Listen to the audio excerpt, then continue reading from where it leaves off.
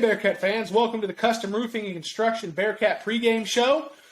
We're going to do it this way this year, where we're going to do a video stream, and it'll also be available audio on Spotify, Apple Podcasts, however you consume your Bearcat media. Last year, we tried to do pregame show, but the broadcast would be, who knows when we were going to get on the air. Some days we'd be on air at 6:45, some days it would be 7:25. So we figured if we could bring the fans something more consistent, something more that they could rely on, everybody would enjoy it a little bit more. So you'll be able to find this show on Thursday nights, however you consume your Bearcat media. In the format of the show, we're going to spend segment 1 recapping last week. We'll spend segment 2 with a guest of some sort, some way tied to the Bearcat program, whether it's a football coach, past player, past coach, maybe a coach from another sport or an athlete from another sport, to try to keep everybody involved in the Bearcat program. And then we'll finish segment 3 with an actual preview of the game we're all about to watch. I'm excited to do this with you again this year, John. Last year was fun, and we're just going to continue building on this and continue having fun with it. So we're going to start this one a little different because obviously we didn't have a game last week. We're going to summarize last season a little bit. So last season we saw a little bit of consistency out of the Bearcat program. So in 2019, we made a pretty deep run into the playoffs. It was kind of the first one in a while. Last year didn't quite know what the expectations were with some of the quarterback guy like Jacob Pitts leaving, a few other big contributors. How were the Bearcats going to step up and reload those positions? And they did an excellent job. Played December football again last year. And I think that's the goal this year in my eyes. What I'd like to see from them is just continue building on that consistency where it's not rebuilding, it's reloading. Absolutely. Back to old school Bearcat football. Just, we don't rebuild, we reload. We used to have the T-shirts. Yeah, well, that's what we'd like to see from the program. You know, we've just been, since probably your era, since the end of, I think 2001, which is a little after your era, but 2001, it's kind of, we've seen our highs, the highest highs, but we've seen some lows in the program, so it's nice to see this consistency coming back. And I think we have the opportunity to really be playing December football again this year if everything goes right. So I'm going to start the show by kind of recapping some of the accomplishments from last year. Say it again. Yeah, I was going to say, back in the mid-'90s, I think my senior year was like 19 straight district championships, so it was an expectation. I mean, if we wouldn't have won district, it would have been a shame. And I mean, you only had to lose one game really to lose district. That was probably to Salina. It was between us and Salina, and it was the last game of the season every year. But I'm glad to say that I'm undefeated against Salina and continued on that district championship tradition back then. Yeah, well, unfortunately, these day and age, the Salina's grown a little bit more than us, but Bearcats are going to, Pop Point's catching up. We'll get that rivalry with the Salina fired back up. Me, like I said, I played them as a sophomore, but I wasn't playing a whole lot. So when we were really getting it going my junior and senior year, we never got to put it to them, which was kind of a bummer. Yeah, it's kind of a shame. I'd like to see everything revamped. Oh, me too. Kind of like the Texas A&M rivalry, which we all know is coming back. Absolutely. So it's just a matter of time before Salina and Pilot Point kick it back off, I think, once Pilot Point gets some of this growth that we're looking at. Yes, sir. So recapping 2020 last year, 10-4 overall record, District 4 3A runner-up. We runner-up to Brock. Brock, formidable opponent, won the district last year, got upset the round before we did to the same Jim Ned team that we ultimately fell to. So by-district champs, area champs, won the third playoff game, which was a regional game, to make an appearance in the state quarterfinals, the regional finals to Jim Ned, who we had beat in 2019, but they definitely took a significant step forward in 2020 on their way to, I believe, their first state championship. The offense really is what carried the team last year. We averaged 37.1 points a game across 14 games. And, that doesn't necessarily tell the whole story. We started the playoffs with 3 consecutive 40-plus point games. And really, the first game was 50-plus. The second game was 49. Third game in the mid-40s. So we had an explosive offense. And if we didn't go through a Max Holler injury and kind of a lull in the middle of the season, that probably would have been well north of 40 points a game for the Bearcats offense last year. The defense lagged behind a little with 26.7 points allowed per game, which, in your era was quite a few points, but in the age of offense, but in this era, the age of offense, teams all over the place are scoring more. Like to see that tuned up a little bit, but if you're averaging 40, 45 points a game offensively, you have a little bit of leeway. And, as fast as the Bearcats would score last year, the defense was on the field a lot. Absolutely. So that is another thing that I think feeds to some of this explosion in offense. The defenses are just on the field so much. So that's the team accomplishments last year when it came to, like I said, 10-4 district runner-up, state quarterfinalists, a pretty good offense, and a defense that would a lot of times bend but not break and get some big turnovers. But this team was loaded with individual accomplishment last year. Yeah, absolutely. And of course, the main one was probably Ish Harris. He had 1,788 rushing yards, 18 touchdowns, Ryan, and was the 2020 Offensive Player of the Year for District 4 3A. And then, of course, Jay Cox, who graduated, is going to be a big loss, big play. Jay, he was our receiving leader with 741 yards and 10 touchdowns, and he was the District 4 3A Utility Player of the Year. So that's going to be a big hole that we've got to fill this year. And, of course, his brother. If only he had a younger brother that was built the same and looked almost identical to fill his shoes. Yeah, a little bit taller, actually. So we do have the luxury of having Aidan Cox returning. He was a first-team All-District punter. I think it was first-team All-District defensive end as well. But, he averages 42 yards a punt. And he's got a great leg. I mean, he can do it all. Make tackles, make plays offensively. So we're looking for a huge senior year out of Aidan Cox. Of course, you mentioned Max Holler graduating. He was a passing leader, of course, almost 1,500 yards passing, 18 touchdowns, and then almost 1,400 yards rushing, and accounted for 20 touchdowns rushing. So he was a true dual threat. Do it all. Yeah, absolutely. So Wyatt Smith has got big shoes to fill there. I think what we're going to see out of Wyatt is a little bit more traditional passer than runner, but I think he's a capable runner as well. But Max was first-team All-District quarterback last year. And then we had Jacob Scott, first-team All-District lineman, and then, of course, Avery Smith in the no-fly zone. He was a first-team All-District receiver, and he played free safety, so it's a big loss for him graduating.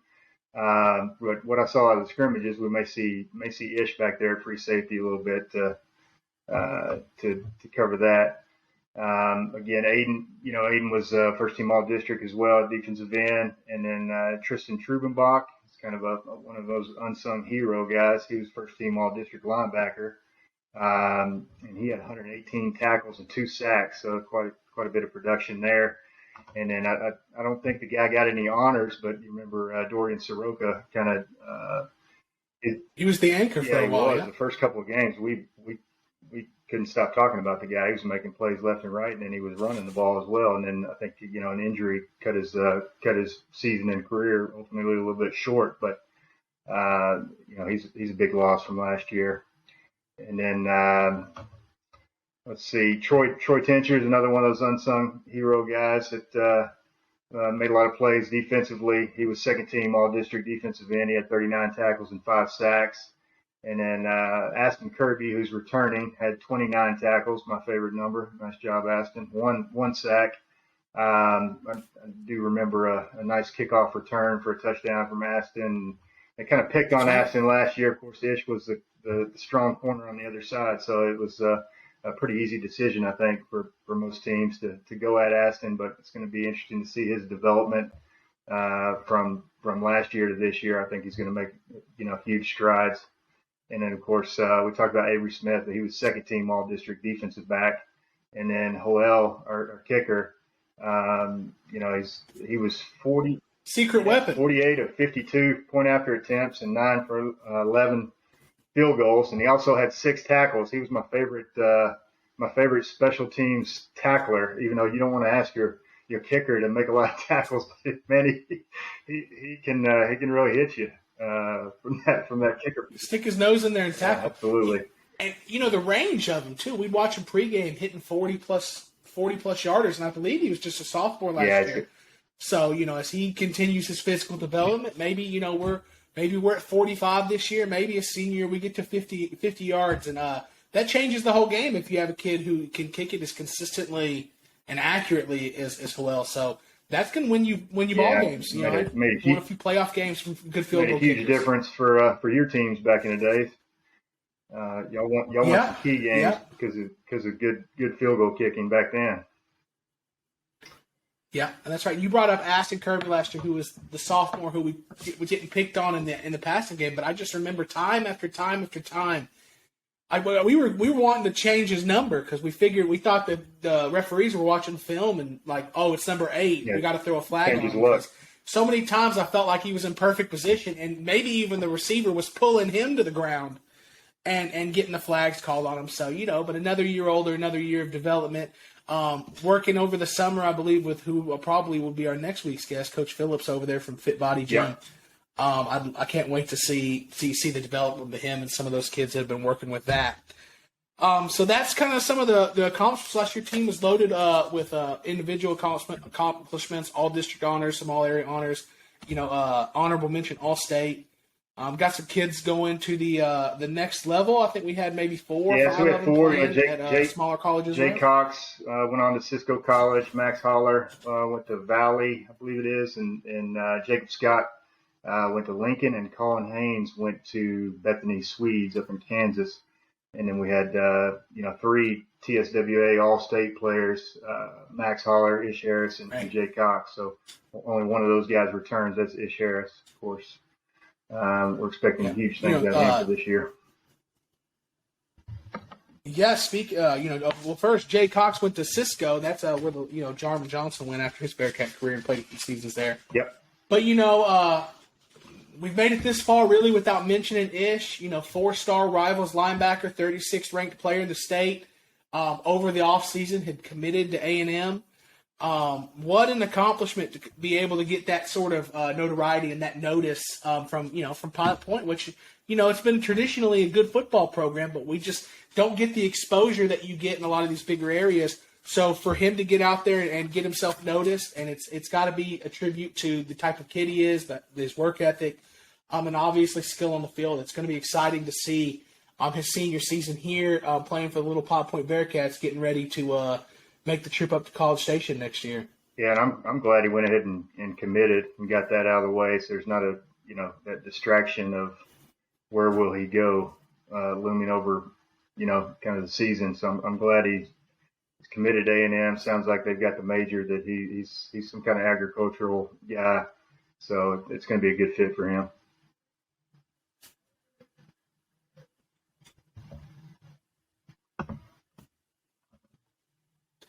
Yeah, absolutely. One thing that when I listened to Chance and Travis discuss the Dave Campbell's Texas Football Magazine, which I'd like to get to in a minute, talked about the Whataburger Super Team, which I didn't realize was like a team put together from all classifications. So 6-man or 1A now all the way up to 6A. And Ish is somebody on that's, preseason Whataburger Super Team. So, that's not just another 3A compared against other 3A guys or just other guys in this area. That's a statewide from top to bottom super team. So that's pretty cool that we're getting that sort of exposure for them. Yeah, that's awesome.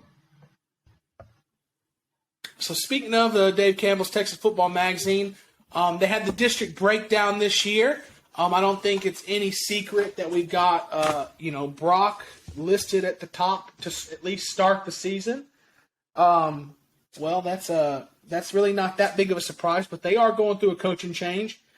They did lose a player as talented as Cash Jones, and I was unaware of what you brought up to me earlier about the receiver who was at Brock last year, who's now made his way to All Saints, which is kind of bittersweet. We're still going to be seeing him on the schedule, but we don't have to see him in district.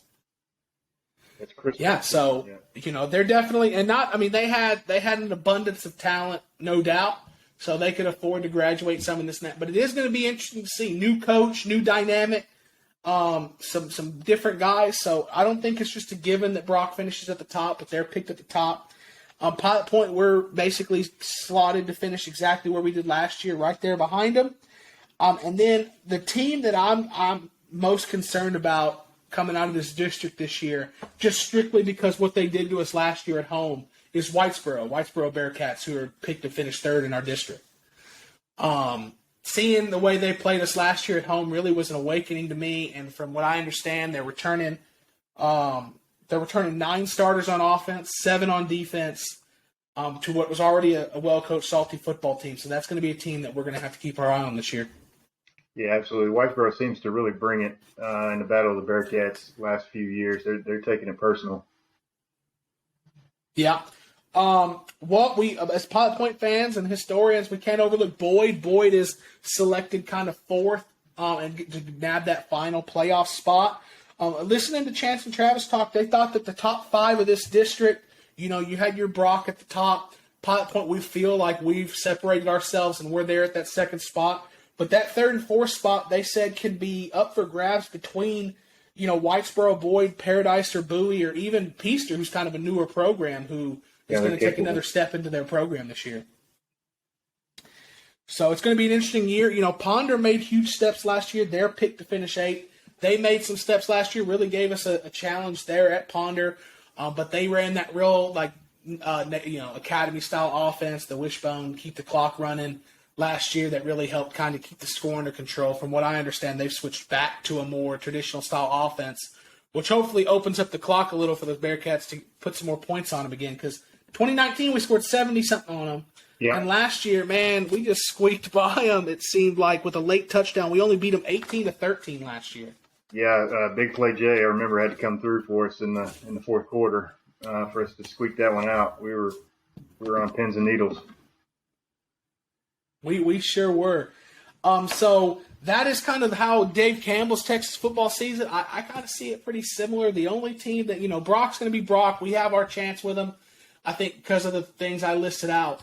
But I am definitely going to keep my eye on the Whitesboro Bearcats because I don't know if it was just a fluke game the last 2 years where they kind of came to play Pilot Point, because apparently the last 2 years they've really played us different than they've played everyone else. But this year we can't fall for that a third time. We got to go in. It's going to be in Whitesboro. We're going to have to show up that night. Absolutely, it's going to be a battle. Yeah, so while we just kind of hit on the district summary, let's go ahead and go through the Bearcats schedule this year. So we start off this Friday night, the 27th, in Plainview High School in the Ardmore, Oklahoma area. Plainview, Oklahoma, we played them last year. First time we played an out-of-state team. And we put it on them last year early, and, man, they came hot and heavy in that fourth quarter trying to make that comeback and definitely gave us a scare to open the season. Week 2 will be our first home game of the year, and it'll be the first time we ever match up with Fort Worth All Saints. Had them on the schedule last year with the 2 twins who committed to Alabama, but due to COVID, they pulled out, and we replaced that game with Castleberry High School, who was coached by the old Pilot Point coach Juan Silva, and we put it on them last year. So I imagine they wouldn't want to play us. 4A school getting tuned up by a 3A school. I don't think I'd want any part of that again either. But then, so those are 2 tough games to start the season for sure. Both winnable, but both very tough. Yep. And then we have, I think, what is always going to be a good measuring stick for the Pilot Point program, and that's Week 3, home game against the Gunner Tigers. So, Pilot Point leads the series against Gunner, something like 29 wins, 5 losses, and 1 tie. But Gunner's been racking up the wins here of late. Yeah, it doesn't seem that way, the way they've had success the last few years against us. Yeah, and just I want to shout out, I'm going to get a lot of our stats this year you're going to hear on this show and on the broadcast from the newly published Pilot Point Media Guide. Lots and lots of work by Chance Kirby, Travis Marsh, and the Aussies putting it together. It is impeccable. I actually have the actual record in front of me, but my printer isn't near the quality, so it's a little bit blurry for me.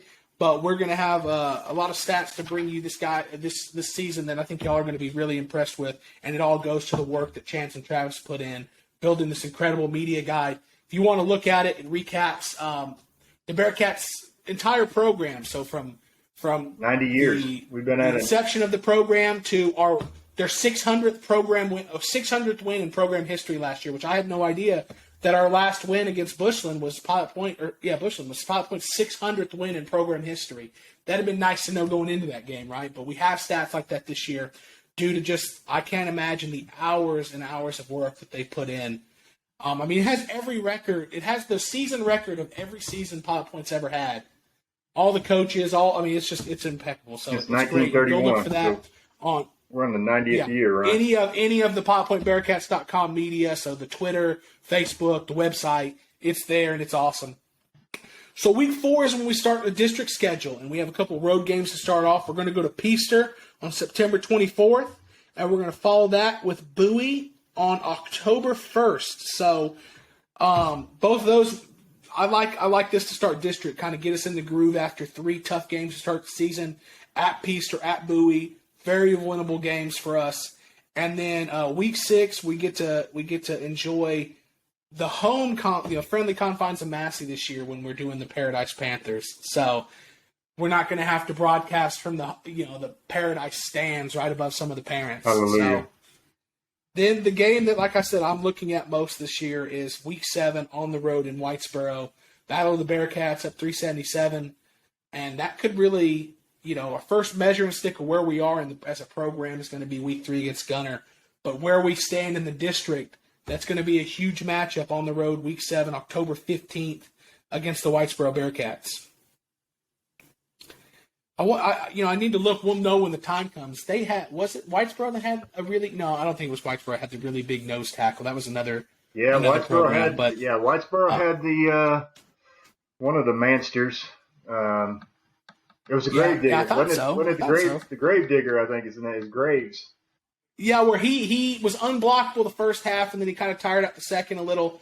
But we had kind of dug ourselves a hole at that point. I believe Max Holler was out that week as well, so it's going to be a different game this time around. We had a lot of guys missing. As long as we're healthy. Yeah, we had Max missing. We also had there was a bunch of COVID issues in and around the city. I think Holloway. That week. Holloway, I think Max Holloway was missing. We were missing some linemen. Our center. Yeah, a couple linemen were missing.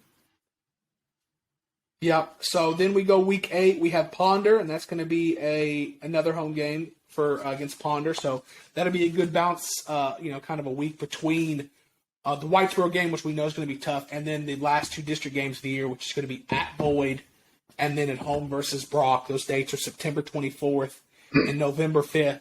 So the regular season this year looks like we're going to span August 27th, which is this coming Friday, through November 5th. And by the end of the night, November 5th, hopefully we're making plans for the next week and where we're going to broadcast from our first playoff game.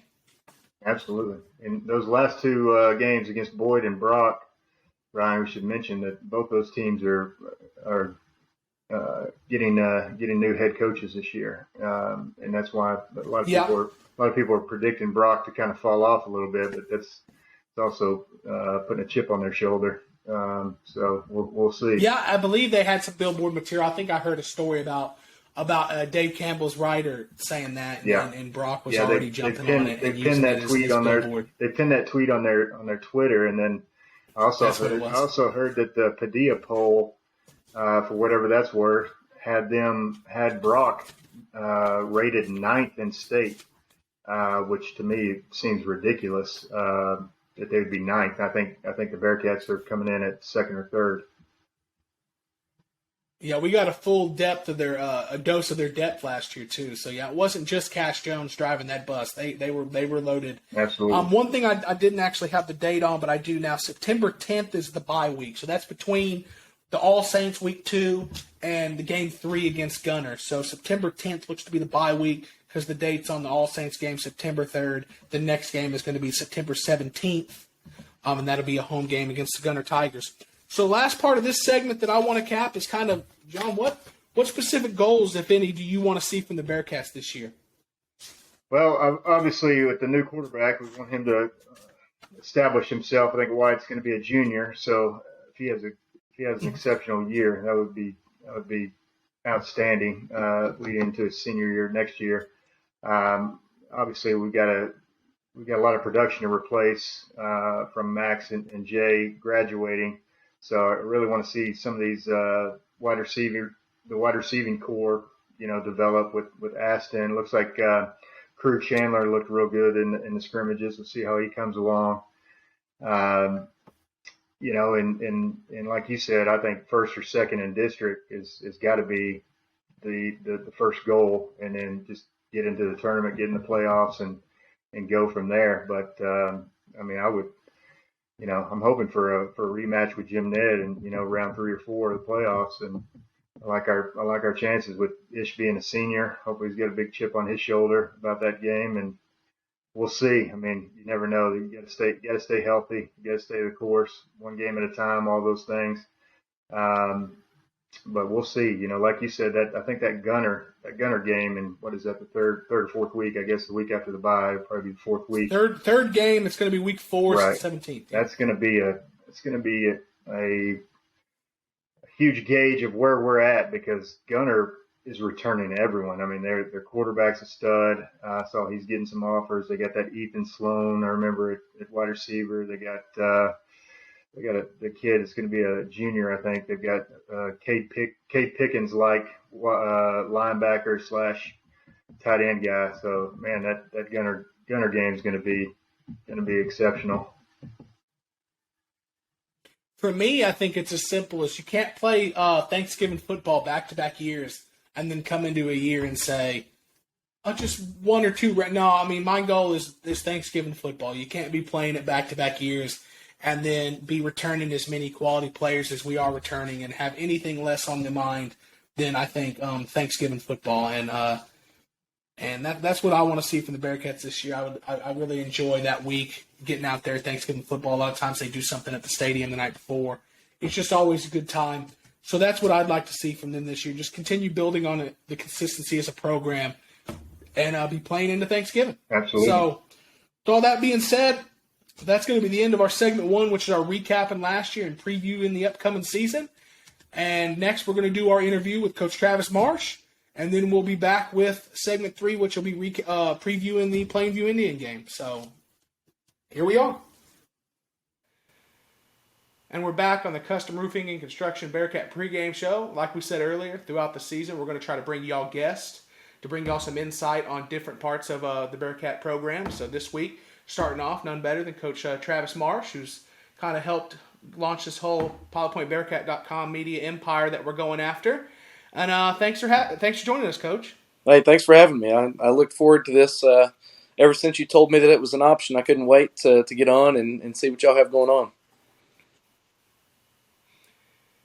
Well, this is definitely a new adventure for us. Last year, the first year of the broadcast, we decided we wanted to do a pregame show, but whether we were playing at Massey or on the road or whatever, sometimes we couldn't get on the air till 5 minutes before kickoff, and a pregame show wasn't really an option. So this year we wanted to bring something more steady to the table so the fans can enjoy. So, let's get into some of the questions we have here, hard-hitting, right to the point Bearcat questions here. So, first question I have is, I know a big part of the program when I was in school was the summer program. So I know that, y'all are as involved as you can be to a point. So I'd like you to walk me through what the summer program looks and how do you think the players progressed physically, but also kind of building that bond that you build through the summer getting ready for the season. Physically, we were in the weight room a lot, and Coach Keith Peacock and Coach Kyle Peacock had put together a really good weight program for the kids where they could develop physically and get stronger with functional strength, not just pushing around heavy weight, but pushing around heavy weight in a way that's going to benefit us on the football field. As far as the whole team goes, the UIL has relaxed everything quite a bit to where we're able to actually do coach-led football and sport-related instruction. And so we were able to get out there and have a set amount of time per week that we are allowed to actually practice football. Now, obviously, you can't hit anybody. You can't do anything like that. No step over dummies. But you're able to at least go through the route tree, go through some concepts, and teach a little bit as far as that. And then a 7-on-7, we played in 2 leagues over the summer, and so we were able to get some work in as far as covering and throwing and catching. Perfect. That is definitely an adjustment that I'm used to, that y'all actually, not just, I think when I was in school, the coaches, I don't even think were supposed to be guiding the lifting workouts, but now y'all can actually get out there on the field a couple hours a week and give some football instruction? Yeah, no, it's huge. It's a big boon to the people that use it correctly and that actually take advantage of it. Oh, absolutely. John? So, Coach, this is number 29 here. I got a question for you. So, last year, about this time, we're still touch and go with COVID, and you were in charge of doing the scheduling, correct? You're still in charge of that? Yes, sir. And so, I mean, this Plainview game, they're the reason we're playing them is because of COVID, right? You had to reach out and find an opponent. Yes, sir. It was a mad scramble last year just to try to find people to fill the schedule because different people were dropping like flies. Other people couldn't play. We were constantly moving around. The Castleberry game last year, I found it 2 weeks before we played them. They dropped us this year. I don't know if that's because they didn't appreciate the scoreboard or you never know why people drop you. But we went back to our original week 2 opponent with Fort Worth All Saints. And so it's touch and go, and it still might be. You never know.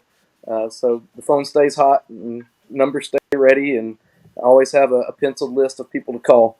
But it's been a lot more steady this year than it was last year, for sure. Are there any Well, I'm glad that we're getting the All different protocols Saints. for? I'm glad we're getting the All Saints team. Sorry, John. I'm glad we're getting the All Saints team after the 2 kids go to Alabama. So I think that might be a Yeah, bit helpful. Amen. yeah, we dodged a bullet. Now next week, we'll have our hands full, and you'll learn all about All Saints next week. And it's not going to be an easy game by any stretch of the imagination, but at least the Brockermeyer twins won't be part of it. Yeah. Well, I did see that Brock kid moved back to All Saints. I think it's Chris Palfreeman, their backup running back from last year. I think he's at All Saints now. He is, and he's getting Power 5 looks as a wide receiver, and he burnt Ish and just happened to drop the ball last year, and so hopefully we have that corrected before we see him. But I don't want to put the cart in front of the horse. We still have Plainview, Oklahoma to play. So, Coach, are you aware of any specific protocols for Oklahoma for the folks that are traveling there? Do you have to have digital tickets? What is that looking at? No, no stadium limitations, no special protocols that we're aware of at this time. Hopefully it's 100% capacity football like it's supposed to be. And we are 1-0 all time against out of state opponents. That was Plainview from last year, right? Yes, sir. That was our first time to venture out of state, and definitely the first time to play the great state of Oklahoma, and we were 1-0. All right, looking forward I to do being want to 2-0. bring up. Yeah, I do want to bring up. I hear that. Plainview, Oklahoma is in the Ardmore area. If you just Google Plainview, Oklahoma, you get something way northern Oklahoma, and I don't want any Bearcat fans ending up in northwest Oklahoma wondering Taking a where we're 5-hour playing trip. today. Well, Yeah. the bad thing is once they finally listen to this podcast, if they're on their way to Plainview, Oklahoma, they're already about 3 hours in. Plainview Yeah. High Plainview High School School. is an out. Yeah. Plainview High School is on the outskirts of Ardmore, Oklahoma, and so whenever you're setting your GPS, set your GPS to Ardmore, not Plainview, and that'll get you to Yeah, the right still a bit spot. of a drive, but not quite the same. Yeah, it was still a bit of a drive, but not quite the same. So I got another question here Yeah, for you. no, I know we had a mantra going into the '08 season, kind of one of those things that we would say to ourselves. So, and it was about togetherness. I think my '07 season, we were a pretty decent football team, but it just didn't seem, the whole team wasn't gelling. So Coach Felt came up with the mantra, "Together we can." So he would say, one of the coaches would yell, "Together," the team would yell, "We can." And I don't know, it felt like it kind of kept us on point throughout the year that if we just kept together, we could achieve our goals. Not every year. I think the next year we didn't have, per se, a specific one like that, but we'd have little things we'd tell ourselves. Is there something within the program you guys harp on consistently to try to keep the players focused on building on the success that we've had the last couple of years? I wouldn't say that we have a year-to-year type mantra or anything like that. We don't have a new saying for this year or anything like that. But for the past 3 years, it's been hard work pays off, and we stick with that because we're not always going to be the most talented team. We're not always going to have the best players, but we can always have the hardest workers, and sometimes that means a whole lot more than anything. It doesn't matter if you're a 5-star guy with a 1-star work ethic.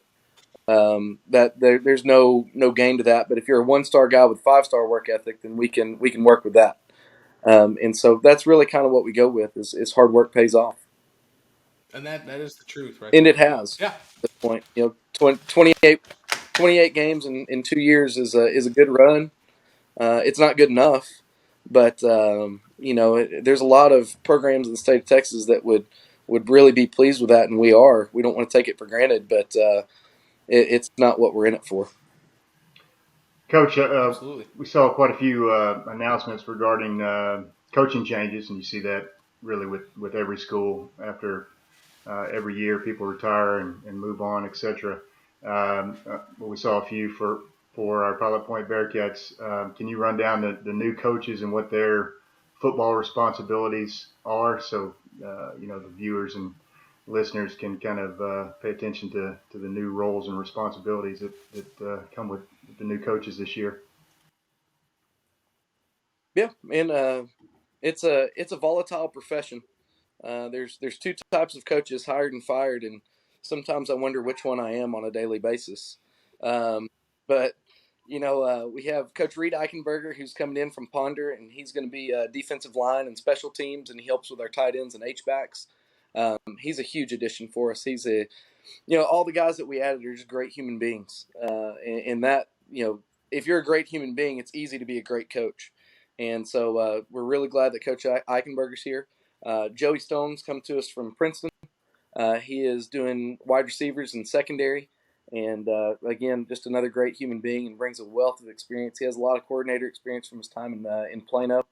And, he has some skins on his wall. He coached Rex Burkhead and some guys, some big names. So it's pretty neat to have him around. And then we also brought in Keith Peacock, who, of course, his brother Kyle is the current offensive coordinator and has been for a couple years. And then Keith was on staff previously.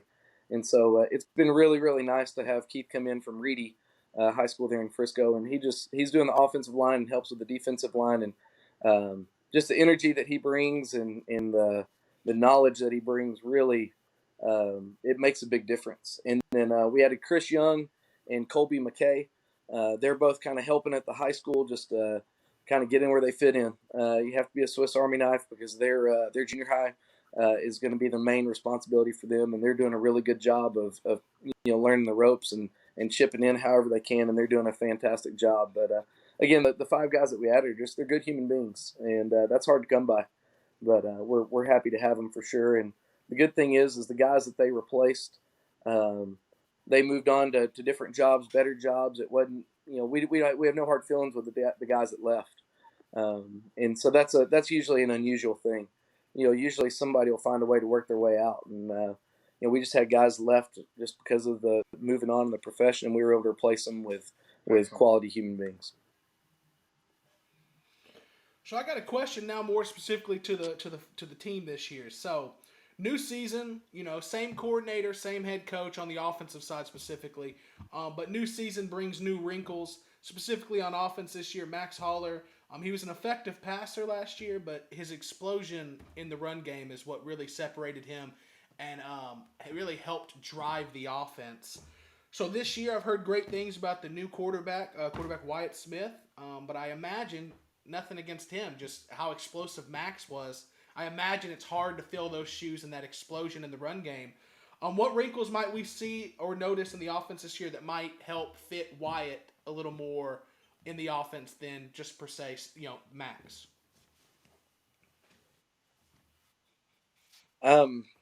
First off, is if you could have told me that we were going to be able to effectively replace Jacob Pitts, and go right into Max Holler, and what a blessing that was. Yeah, I would have called you a liar. And then now, we don't know much about Wyatt. He hadn't played a varsity snap yet in a live game, but I know he's a great kid, and I know he's a hard worker, and he's done his due diligence to try to learn everything that he can learn. But we'll find out a whole lot more about Wyatt Smith at 7:30 on Friday night, and he does a fantastic job. He has really good command of the offense. But even when we had Max, the game plan changed week to week. How we wanted to attack a defense changed week to week. That's going to be the same thing with Wyatt. It's going to be about how we choose to attack the defense, and you don't replace Max Holler as a runner. I'll go on record, because this will be on record, and say that Max Holler was the best running quarterback in Texas high school football last year. That shallow water game says enough. What he did in the playoffs says enough. He almost rushed for 2,000. He passed for 1,500. That's insane. But you don't replace Max with another Max. And so what we need Wyatt to be Wyatt. We need Wyatt to use his God-given ability to maximize what we can do with the offense. And so if that's enough coach speak for you to dance around the question. It looked like Wyatt. I would expect nothing less. I listened to the Bearcat Insider. Say it again, John. I said it looked like Wyatt can really spin it. He's throwing it around nicely in the scrimmages from what I saw.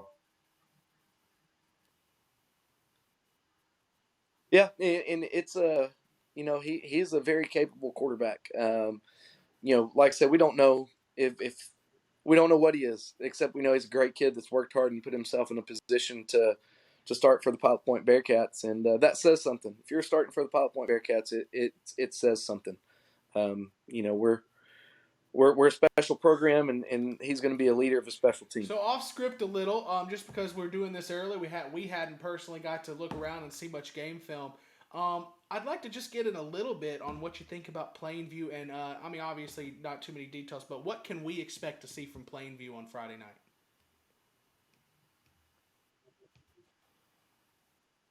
They're a good football team. If y'all go back to last year, we had all that we wanted for the first three quarters, and then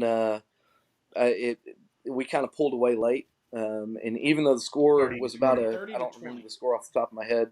It was about a 20-point. I was about to say, I think it was about a 20-point spread. It did not feel like a 20-point spread on the sideline. It felt like we were on pins and needles almost the whole second half because of how explosive they are. And that's going to continue. They bring back a veteran quarterback now, Rhys Taylor, that can throw the crap out of the deep ball, and he's mobile.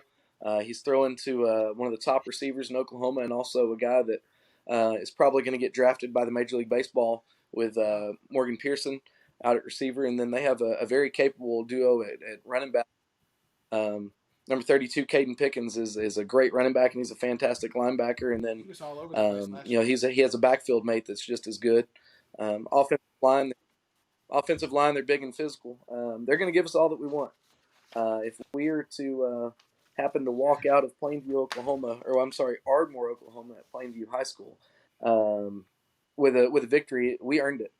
It is a perennially good football team that we're going against. Coach, we're looking forward to it. I want to thank you for spending some time with us today on the Custom Roofing and Construction Bearcat pregame show.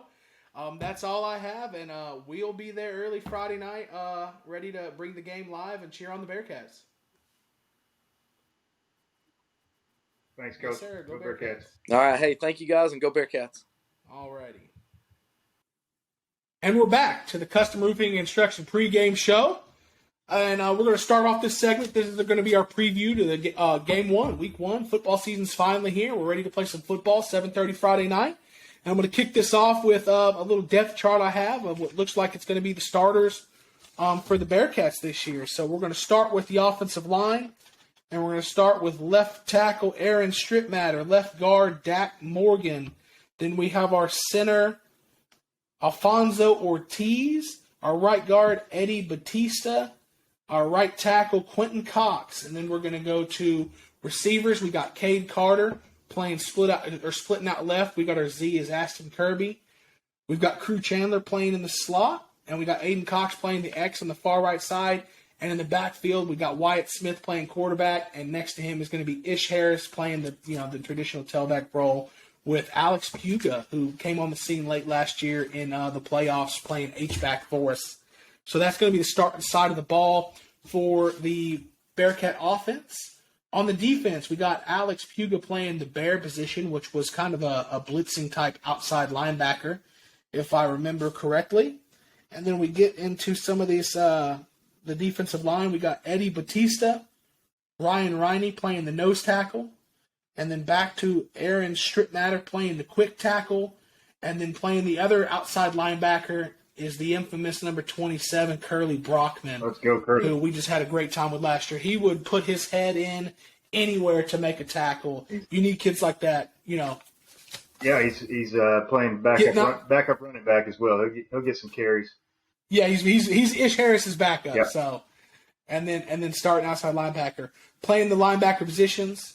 We got Aidan Cox, and then we got, it looks to be Alejos. I got to find Alejos' first name, but Elias Alejos, maybe. Sophomore. Last year, I believe he was just kicking, but this year it looks like he's going to be playing linebacker. I'll probably get corrected if I'm not right on that, but the depth chart definitely says Alejos here. Yep. Maybe it's Eddie Gatan Alejos. Cornerbacks, we have Aston Kirby playing on the left side and Crew Chandler playing on the right side. And then in the safety positions, we have Ish Harris making his way to free safety this year, and Jace Williams playing the strong safety. So got some new kids on the roster this year. New kids stepping up, making their first starts Friday night.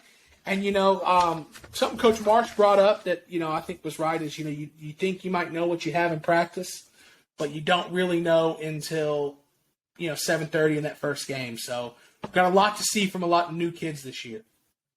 Absolutely. So now that we've went through the roster here, let's dive into Plainview a little bit. Plainview runs kind of a traditional spread style offense. They, just like most spreads in this classification, they do mostly running stuff out of the spread. But I don't believe I remember many explosive runners, but man, they had some tough runners. They had some of these middle linebackers that they had playing on the defensive side of the ball, toting the rock, hard to tackle, got to gain tackle and bring him down. We got Rhys Taylor. He was a quarterback last year. He's returning and playing quarterback for him this year again. And he has some definite weapons on the outside that he's going to throw to that I'm sure that you're going to cover.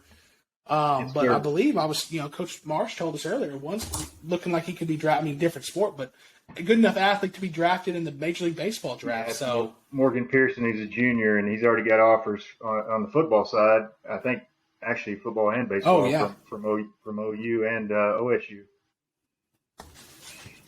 Well, that's definitely impressive. Now they did graduate the kid who had at the time we played him had a scholarship offer from Southern Illinois. Who was or was he committed to OU as well? You talking about they had the receiver who had a big commitment. The wide receiver? I'm not sure. He might have been committed to OU for baseball as well, though. Yeah, but he was quite an athlete, and he definitely got us deep at the end of the first half and some plays late in the second half. That's Morgan Pearson. Yeah, he's number 10. That's Morgan Pearson. But he's just a junior. Oh, wait, no, that's the same kid, though, that he didn't graduate. Yeah, exactly. That's right. Last year he was just a sophomore. Yep. Okay, so he is back. I was kind of breathing a sigh of relief that we didn't have to deal with that kid again, but I was wrong. He's a it's junior. The same one. He's just a year older now. So exactly. Well, that was definitely something we had to chase him around last year. So I'm sure the coaches are going to be prepared for that this year. Yeah, and the running back, Ryan are Blue Norman number 22 and Kaden Pickens number 32. Those are the ones that are going to carry the ball for him.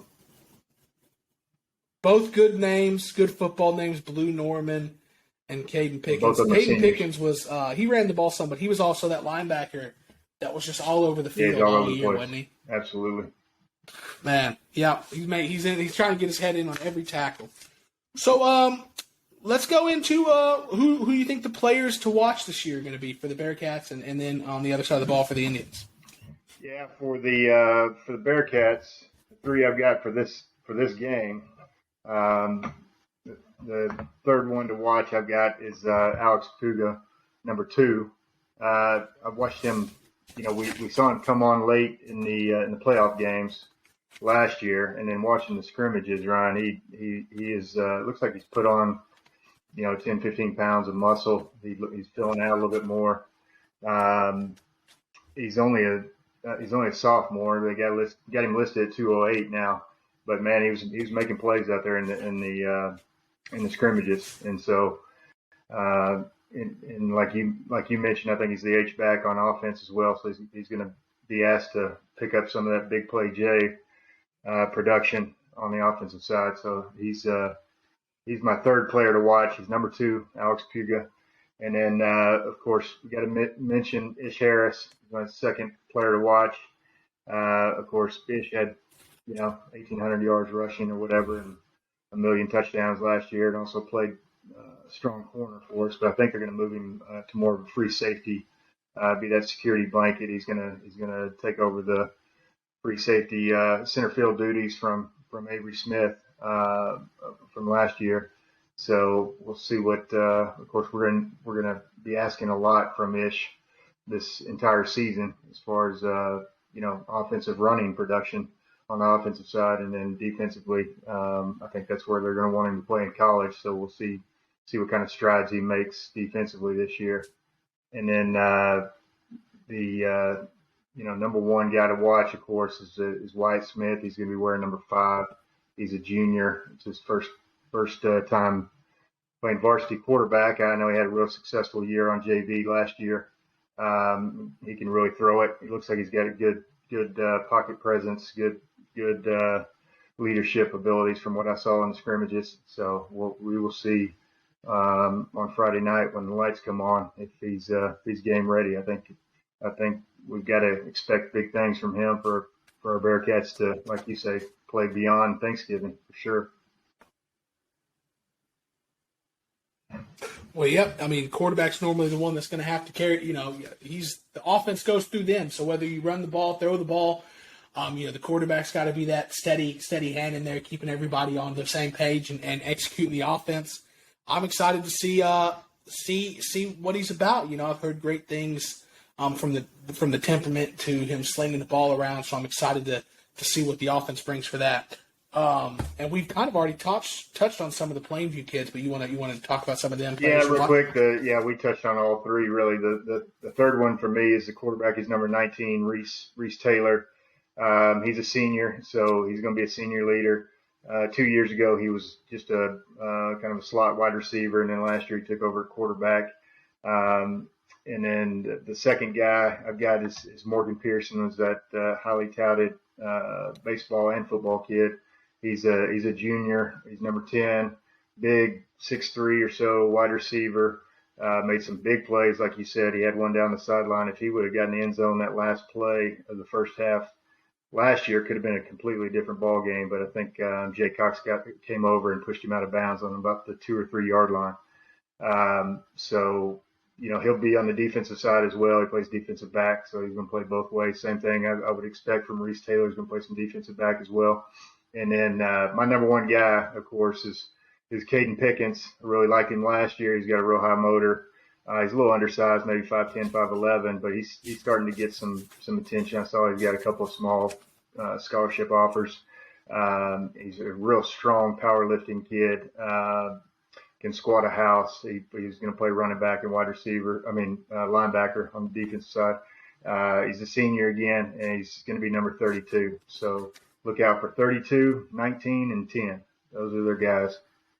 From what I remember about Kaden Pickens, it's kind of what I said earlier, is he's not going to necessarily run by anybody, but he doesn't really want to run by anybody. He's going to run through you, and if you're not gang tackling and wrapping up, he's going to make you pay. So the Bearcats are going to have to be sharp when it comes to tackling and gap assignment football, just right out of the gate here for the Bearcats to get off to a good start this season.